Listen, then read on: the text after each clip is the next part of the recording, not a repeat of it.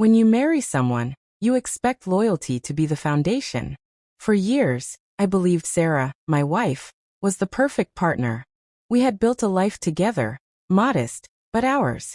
I worked long hours in operations at a mid-sized company, slowly climbing the ladder, while she worked in the same firm under a different department. We used to laugh at office politics and dream about escaping the grind one day. I thought we were on the same team. But things changed the day her department got a new director, Michael.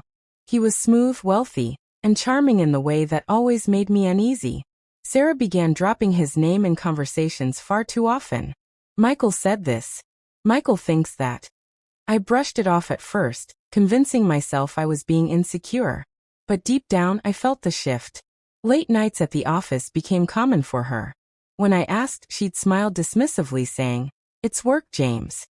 You wouldn't understand the pressure I'm under." She looked at me like I was small, like I didn't measure up to this man she clearly admired. I wanted to trust her.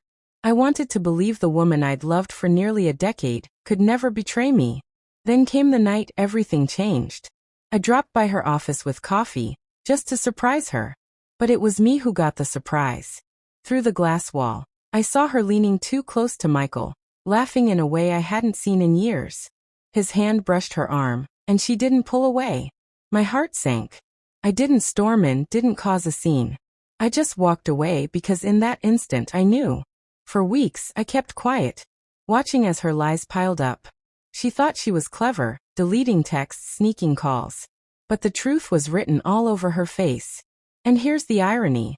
While she was betraying me, my career was taking an unexpected turn. A shakeup in leadership placed me in a higher role, reporting directly above Michael. Suddenly, I wasn't just Sarah's husband.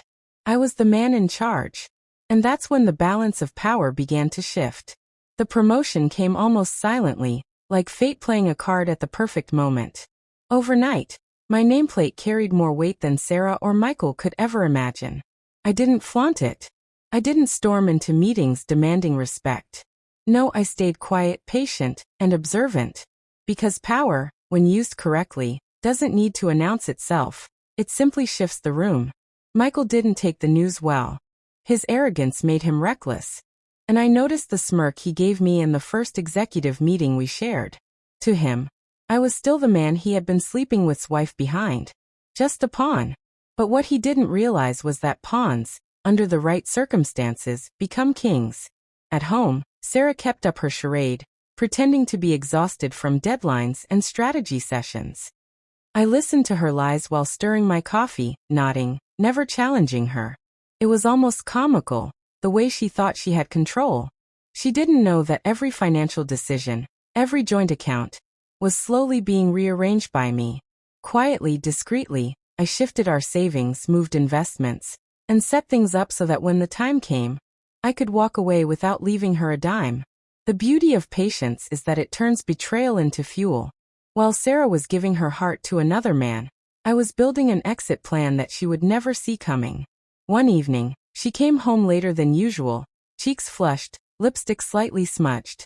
She thought she had covered her tracks, but I had already seen the email exchanges. The way she wrote to Michael like a giddy teenager sickened me. She wrote things to him she hadn't whispered to me in years. That's when I knew there was no saving this marriage. The very next day, I made my move at work. I scheduled a private meeting with Michael, and when he walked into my office, his smugness evaporated the moment he saw me seated behind the desk he thought would one day be his. I didn't accuse him outright. I didn't need to. Instead, I outlined his performance issues, his missed targets, and the complaints that had been piling up. With every word, his face tightened, realizing the walls were closing in. By the end of that week, Michael was out. And Sarah? She had no idea yet. The night Sarah found out was almost poetic. She came home earlier than usual, expecting me to be clueless, perhaps even desperate for her attention. Instead, she walked into a house that felt colder, emptier.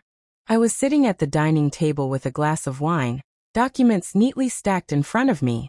"Why does it feel so tense in here?" she asked, setting her purse down.